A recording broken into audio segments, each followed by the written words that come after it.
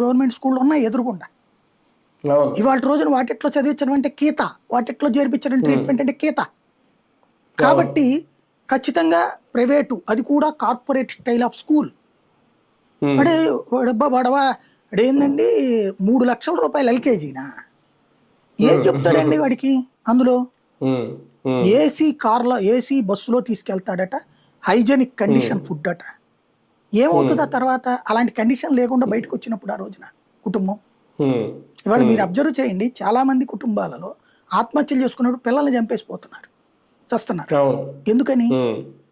రేపు పొద్దున వీళ్ళు బతకలేరు అంటే ఏంటి? పిల్లలకి వీళ్ళు మోటివేట్ చేయలేకపోతున్నారు.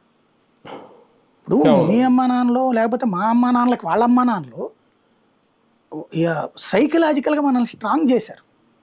ఎన్ని సవాళ్ళు ఎదుర్కొని ఉంటాం మన లైఫ్లో, ఎన్ని ఇబ్బందులు ఎదుర్కొంటాం, అది మనం ఫేస్ చేసాము, తట్టుకు నిలబడ్డాం. ఇవాళ చిన్న చిన్న వాటికే బెదిరిపోతున్నారు, చిన్న సమస్యలకే కుంగిపోతున్నారు.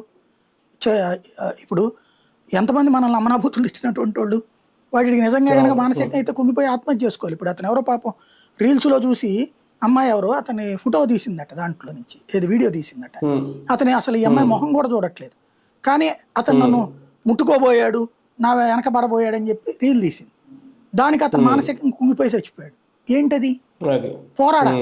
పోరాడే ఓపిక వాళ్ళ సమాజానికి లేదు.